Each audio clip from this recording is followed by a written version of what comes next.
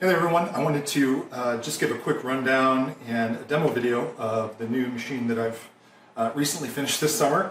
I took this machine up to University of Mary Washington in Fredericksburg, Virginia to the Reclaim conference, Reclaim the Web conference, and talked about the community that helped build this. So the idea was that I kind of stumbled across off-axis imagery projection that's used in pinball cabinets or virtual pinball cabinets, and since that's part of my thesis, I decided to explore this community, this really vibrant kind of obtuse underground community of video pinball makers or visual pinball makers, and they're using Connect trackers, solenoids, small board computers, all sorts of great things that us digital artists use all the time, and they don't even call themselves digital artists. So I really did use the building of this to explore that community, and more importantly, explore how the community has used and bootstrapped modern technologies or even older technologies to create an art form that's truly unique. I really think this is, I called it this before, as an emerging nostalgic art form or emerging nostalgic medium. So this is the machine itself. I have the hood open here. What I'm going to do is I will show you what's inside. We'll close the hood, and then I'll get you some gameplay video. Okay. So what we have here is this is a full-size Williams wide-body cabinet. It's based on real pinball specifications and a real pinball drawing that the community has found. So it includes all real pinball parts, from the plunger to the launch ball to the buttons. It's really meant to emulate the entire pinball experience. Now inside is really where the magic happens, and that sounds very cliche, but emulating a pinball experience is an exercise in haptics. So what you see here is I have an array of these are 12-volt starter solenoids from a vehicle, from a car, and these are relays essentially that that turn on and off and connect these two high amperage load-bearing studs here. But they make a click sound, so that's the sound that they make. So right now there's an array of, oh geez, what do I got? I got 6 here. I have 2 on the corners to emulate the flippers, and there's lots of other things in here. So what I have right here is these are physical kind of manifestations of the haptic emulation, and these are placed on the screen in almost the approximate positions of where they would be in a real pinball machine. So we have the rear, we have the center, we have the slingshots and side bumpers, and they pop and click, and you can feel it in the cabinet itself, but you can also hear it, and kind of it really does change the experience. So like I said, I also have 2 more down here for a total of 8 solenoids, and these solenoids really provide a lot of oomph, and they ultimately provide, I would say, about 70% of the feedback that you feel with your hips and your hands. There's also another system here. You can see a series of amplifiers, and they're labeled front, rear, back box, and back box subwoofer. And I also have a surround sound USB controller. So what this allows me to do is to connect transducers to the walls of the machine. And I have a low frequency transducer here and a high frequency transducer. The low end providing obviously the bass, the high end providing the treble. But more importantly, it makes the entire cabinet vibrate. And it vibrates in very specific spots. So we have all 4 corners covered here. 1, 2, 3, 4, and there's a couple down there. I don't know if you can see them, it's kind of a mess. But what the community has found is that if you break out all of the channels on a traditional 7.1 surround sound system, you can target different parts of the cabinet.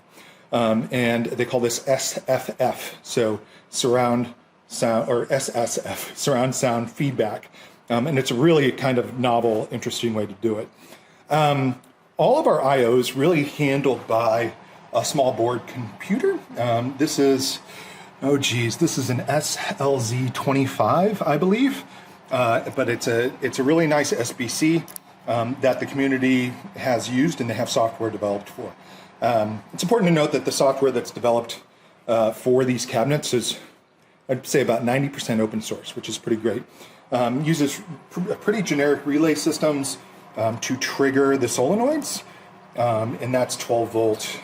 That's just a 12 volt relay system. And you can put up to 16 different on-offs in this system. So in the middle, we have all of our power. Interesting to note that there is 3 or 4 different power systems in here for a total of, I don't know, a couple thousand watts to drive the transducers, the speakers, and the solenoids. And each system gets its own separate power supply. So DOF is for the solenoids. The 12 volt 50 amp, that's for all the speakers and transducers.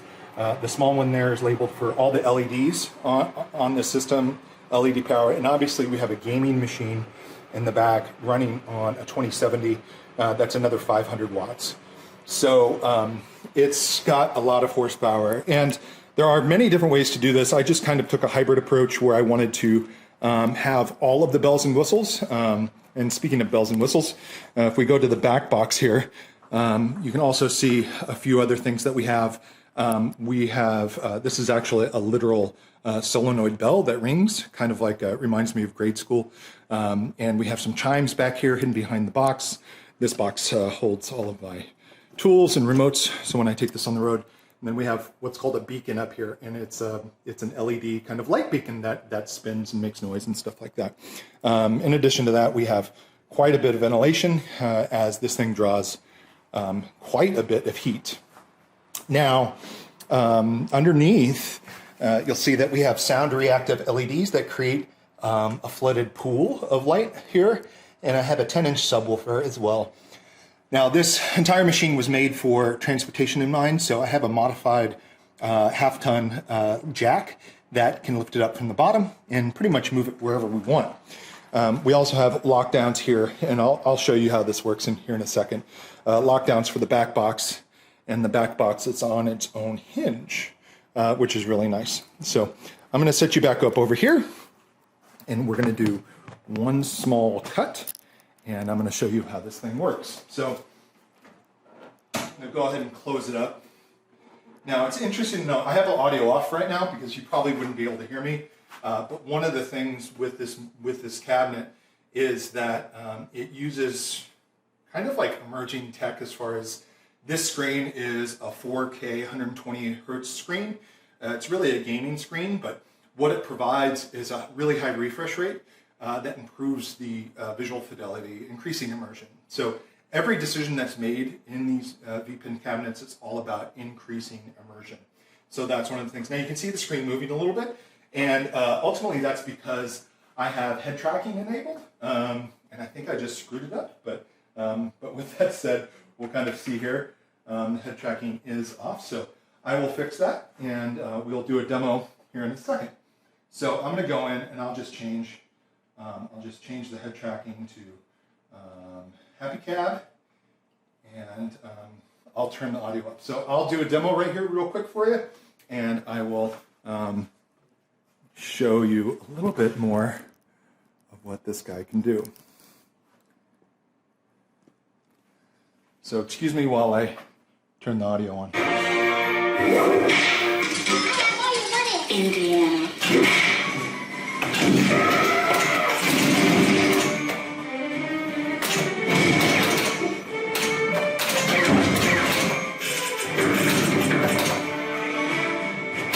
Come on.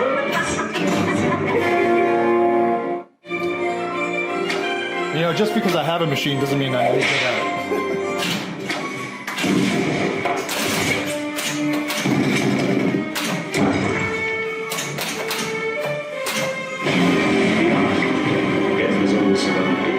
It is not obvious.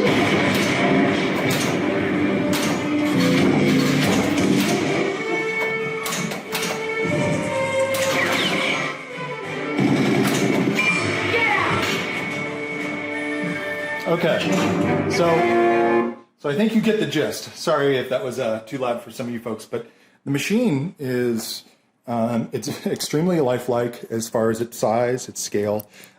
We do have this 4K 120 screen. This screen, the fidelity on the screen is unbelievably high. And I have a 4x1. This is just a regular old 4x1 monitor.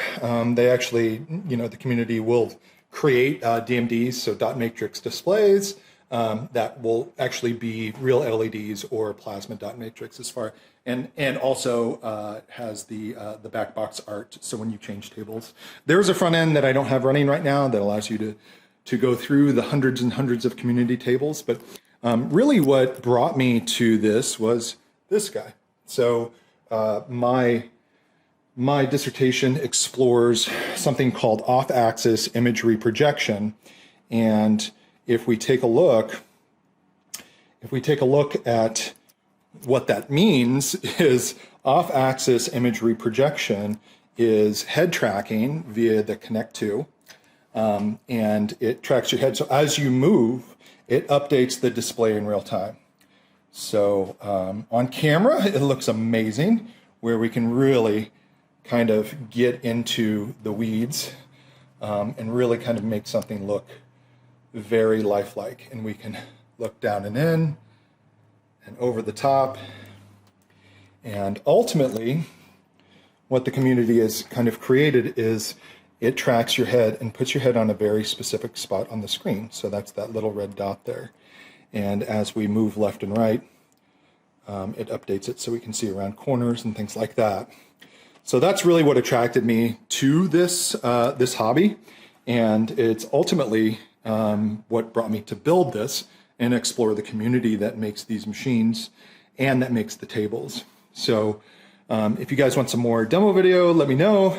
The demo video is usually just me playing pinball, but I'd be more than happy to bring this into TSRB at some point and really kind of show it off to a point. I am building a custom table that doesn't rely on kind of pop culture zeitgeist IP.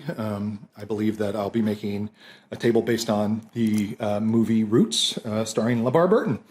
And just to kind of answer the question, is if we kind of plugged in different IP into these tables, or non-IP, stories and narratives that aren't based on popular IP, what would that look like? So, and how can we use this as a very unique narrative tool? So, anyway, hope you enjoyed the little demo, and more importantly, I hope you thought this thing was pretty cool, because I do.